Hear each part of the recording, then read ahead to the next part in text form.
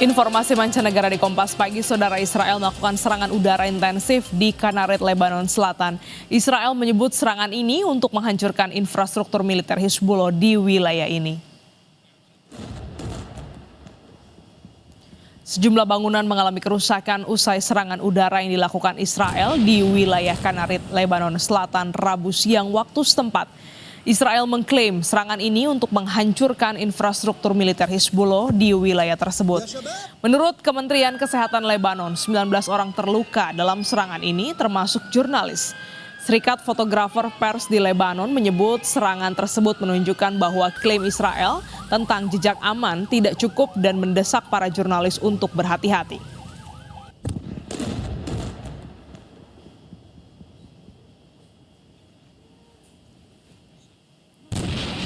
Komandan Brigade Kedua Brigade Raksasa Brigjen Hamdi Sukri selamat dari serangan bom mobil saat konvoi melintas di wilayah utara ibu kota, sementara Aden, Yaman.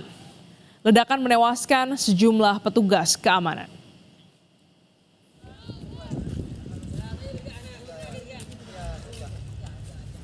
Tampak kendaraan konvoi hancur dan puing berserak di lokasi kejadian, dan menurut sumber keamanan, mobil yang diparkir di pinggir jalan meledak saat konvoi melintas, menyebabkan 2 hingga 4 petugas tewas dan sejumlah lainnya terluka.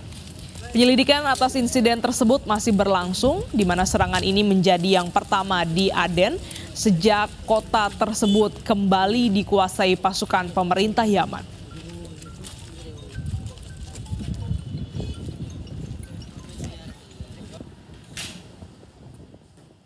Puluhan warga Palestina menggelar prosesi duka di Rumah Sakit Nasser Gaza Selatan atas tewasnya 3 jurnalis Palestina akibat serangan Israel yang menghantam kendaraan mereka saat bertugas. Jenazah 3 jurnalis dibaringkan dengan rompi pers diletakkan di dada, sementara para pelayat berkumpul dan menangisi kehilangan ini. Usai sholat jenazah kemudian dibawa ke tempat pemakaman. Menurut keterangan Komite Pemerintah Mesir, ketiga jurnalis tewas saat melakukan pengambilan gambar di dekat kamp pengungsian di Gaza Tengah. Sementara itu, militer Israel menyatakan telah mendeteksi seorang tersangka yang mengoperasikan pesawat nirawak yang dianggap mengancam pasukan mereka. Kementerian Kesehatan Gaza mencatat jumlah korban tewas sejak gencatan senjata dimulai pada Oktober telah melampaui 470 orang.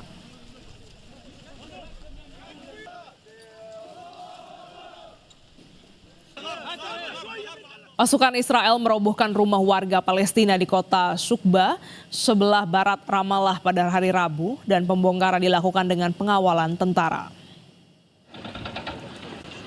Alat berat terlihat meratakan 3 rumah milik warga, sementara personel Israel bersiaga di lokasi.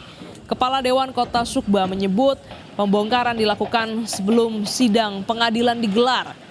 Hingga saat ini, pihak Israel belum memberikan tanggapan resmi. Namun otoritas Israel menyatakan bangunan di tepi barat dibangun tanpa izin.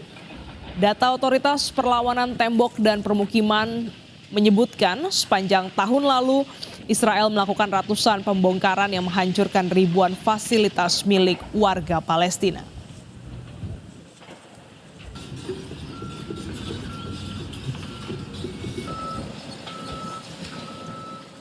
Presiden Palestina Mahmud Abbas tiba di Moskwa, Rusia pada hari Rabu untuk melakukan pertemuan dan pembicaraan dengan Presiden Rusia Vladimir Putin. Rekaman video menunjukkan Mahmud Abbas menuruni tangga pesawat sebelum masuk ke dalam iring-iringan kendaraan yang telah menunggu di bandara. Pemerintah Rusia menyatakan pertemuan kedua pemimpin akan digelar pada tanggal 22 Januari. Agenda pembicaraan meliputi kerjasama perdagangan, ekonomi, budaya, dan kemanusiaan, serta situasi terkini di Timur Tengah, khususnya di kondisi Gaza.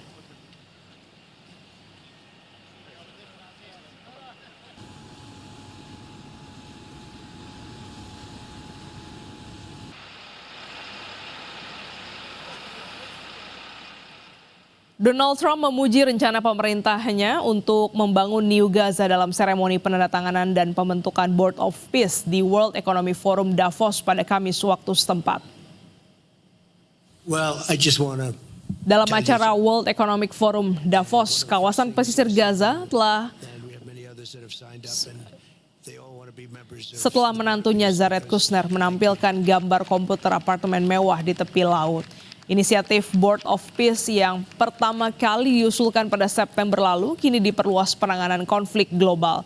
Sebanyak 35 negara menyatakan bergabung, termasuk Uni Emirat Arab, Arab Saudi, Qatar, Mesir, Yordania, Indonesia, dan Turki. Namun sejumlah negara Eropa seperti Prancis dan Swedia menolak bergabung. Trump dijadwalkan memimpin dewan tersebut bersama sejumlah tokoh internasional.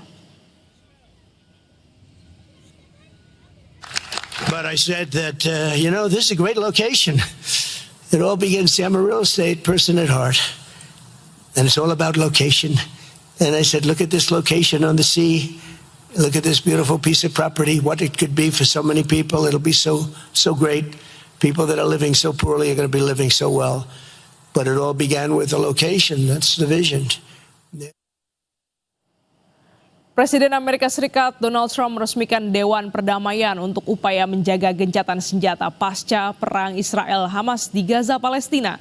Indonesia jadi salah satu negara yang ikut bergabung dalam Dewan Perdamaian ini. Bergabungnya Indonesia ditandai dengan Presiden Prabowo Subianto yang ikut menandatangani dokumen piagam Dewan Perdamaian. Dewan Perdamaian diresmikan di sela acara World Economic Forum 2026 di Davos, Swiss.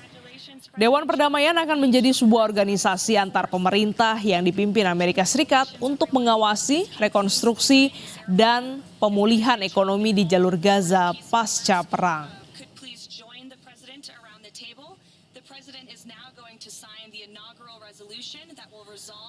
Presiden Donald Trump menggelar seremoni penandatanganan resmi pembentukan Board of Peace bersama pemimpin dunia di World Economic Forum Davos pada Kamis waktu setempat.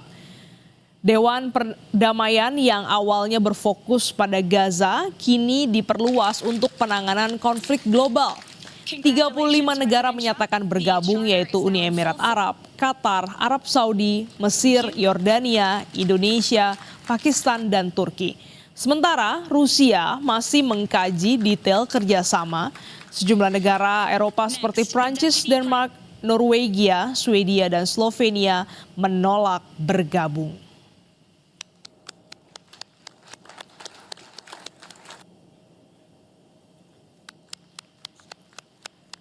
Para pemimpin Uni Eropa menggelar pertemuan darurat membahas arah baru hubungan transatlantik menyusul sikap Presiden Amerika Serikat Donald Trump terkait Greenland dan kebijakan globalnya yang dinilai tidak konsisten. Pertemuan Uni Eropa digelar setelah Trump sempat mengancam mengambil alih Greenland sebelum menarik kembali pernyataan itu. Trump juga membatalkan ancaman tarif terhadap negara pendukung Denmark. Meski begitu, konsistensi kebijakan Washington masih diragukan dan Uni Eropa juga membahas Board of Peace Trump yang dinilai bisa menggantikan peran PBB.